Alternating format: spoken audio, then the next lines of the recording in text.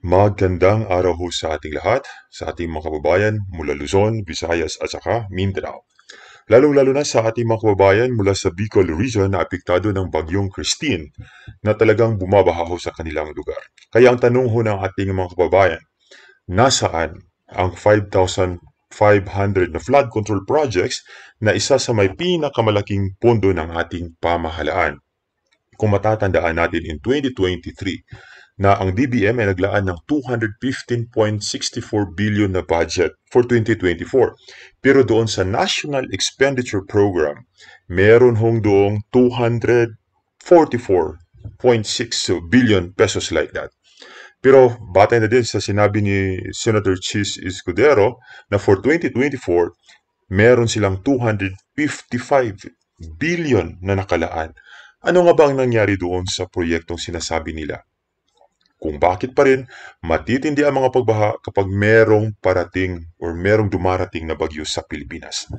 But before we go further, let's hear muna yung bahagi kung saan sinabi ni Pangulong Bongbong Marcos na katapos na sila ng 5,500 flood control projects. Pakinggan ho natin. Gayunpaman, ang pinakamahalaga ay ang buong bansa ay matibay at laging handa sa nakakapinsalang mga sakuna. Nangunguna ang ating mga DRRM workers upang tiyakin ang ating malawakang paghahanda at ang ating pagiging mulat at listo sa anumang oras. Bilang pangunahing paghahanda, nagtatayo tayo ng mga mahalagang infrastruktura na magsisilbing proteksyon at sentro ng koordinasyon, lalo na sa aspeto ng paghahatid tulong. Within the past 2 years, almost 100 evacuation centers have already been built. While in January of this year, we started the operations of our Disaster Response Command Center, which shall serve as a central hub for the government's disaster response efforts. Ngayon, sa pagpihit ng panahon, ang hagupit ng La Nina at mga matinding pag-ulan naman ang ating binabantayan at pinaghahandaan. Mahigit 5,500 flood control project ang natapos na at marami pang iba ang kasalukuyang ginagawa sa buong bansa.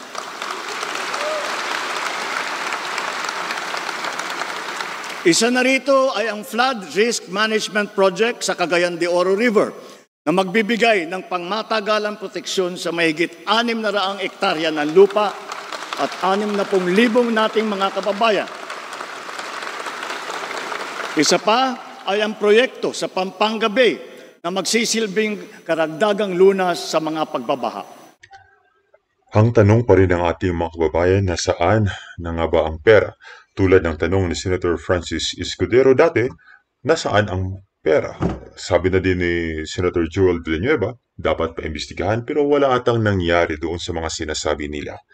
Kaya tanong ng bayan, tanong ng bawat Pilipino na apektado ng pagbaha sa kasalukuyan dito sa Bicol Region, dyan sa Manila, doon sa Bagyong Carina, saan napunta ang pera na para sa flood control projects? Anong mga proyekto ho nga ba ang ginawa ng pamahalaan para dito? Kasi sa darating na taon in 2025, ang budget para sa flood control projects ng DPWH ay tumataginting na 257 billion pesos yan. Again, that's 257 billion pesos. Ang daming pera mga kababayan. Sa tingin nyo kabayan, daman nyo ba ang mga flood control projects na sinasabi ng ating pamahalaan, lalong-lalo na sa ating mga kababayan na apektado ngayon, tulad natin sa Bagyong Christine? Ito ho ay hindi paninira ng administrasyon ni BBM, kundi ito ay isang pagtatanong para sa isang ordinaryong mamamayan kung saan nga ba napunta ang mga proyektong ito. Kung ito ba talaga naitayo, kung ito ba ay talagang nakatulong para maibsan ang baha dito sa ating bansa kapag merong parating na bagyo. Lalong-lalo sa mga malalaking syudad tulad ng Metro Manila, dyan sa mga iba't ibang syudad. Dito naman sa Visayas at ibang bahagi ng Mindanao. But right now, kitang-kita talaga natin gaano ang tindi ng pagbaha dyan sa may Bicol region, even the Naga City at sa iba pang bahagi ng Bicol region. Kaya na we are hopeful na sana with the increase of budget para doon sa flood control projects ng DPWH, talagang masolusyonan na itong mga pagbaha kapag merong parating na mga bagyo. Kasi magdududa ang taong bayan na ito ay talagang napunta lamang sa bulsa ng ilang mga politiko o ng ilang mga opisyal kapag hindi talaga masolusyonan ang pagbaha kapag merong paparating na bagyo. Kasi it's ganito na no? Every time na magkakaroon ng bagyo, baha pa rin, baha, wala pa rin pagbabago. You look at Marikina, di ba? During the Carina, last bagyo dyan sa Manila. Ngayon naman, we have to look at here doon sa Bicol region.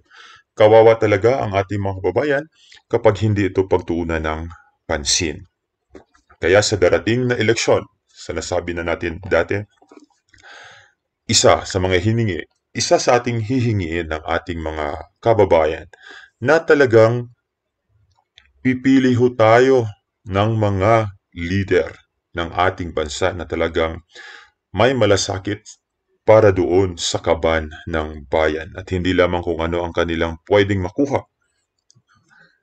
Sana nga ito ay mangyari para naman maibsan the hassle during typhoon seasons. Okay? So sa ating mga kababayan, dyan sa Bicol region, magpakatatag ho tayo. Okay? Sa nangyayari ho sa inyo, we are praying for you. I guess the whole Philippines and even the whole world is praying na sana makarecover ho kayo dyan. Lalong-lalo na sa ating mga ordinaryong mamamayan, yung mga magsasaka natin, yung mga ordinaryong manggagawa na nawala ng tahanan, nawala ng mahal nila sa buhay, dito sa Bagyong Christine, ipanalangin ho natin silang lahat. Kaya, panawagan natin sa ating gobyerno, ayusin ang mga flood control projects, itayo natin ang mga proyekto makakatulong para maibsan ang mga pagbaha sa mga lugar na mga prone to pagbaha, lalo na kapag may mga natural disasters na darating. So, sana dinggin ng ating pamahalaan ang hiling ho natin kung nasaan nga ba itong 5,500 control projects na sinasabi ni Pangulong Marcos. Kaya bago tayo magtapos, sasabihin natin, daman nyo ba ang mga flood control projects na sinasabi ng ating pamahalaan? Kung feel ninyo, kung nadaman ninyo, comment below. Saang lugar ho ito at maayos ho ba ang lagay ng mga proyektong ito sa kasalukuyan? Yan lang ho. At saka magandang araw sa lahat. Write your comments below. Nangunguna ang ating mga DRRM workers upang tiyakin ang ating malawakang paghahanda at ang ating pagiging mulat at listo sa anumang oras. Bilang pangunahing paghahanda, nagtatayo tayo ng mga mahalagang infrastruktura na magsisilbing proteksyon at sentro ng koordinasyon, lalo na sa aspeto ng paghahatid tulong. Within the past 2 years, almost 100 evacuation centers have already been built. While in January of this year, we started the operations of our Disaster Response Command Center, which shall serve as a central hub for the government's disaster response efforts. Ngayon, sa pagpihit ng panahon, ang hagupit ng La Nina at mga matinding pag-ulan naman ang ating binabantayan at pinaghahandaan. Mahigit 5,500 flood control project ang natapos na at marami pang iba ang kasalukuyang ginagawa sa buong bansa. Mahigit 5,500 flood control project ang natapos na at marami pang iba ang kasalukuyang ginagawa sa buong bansa.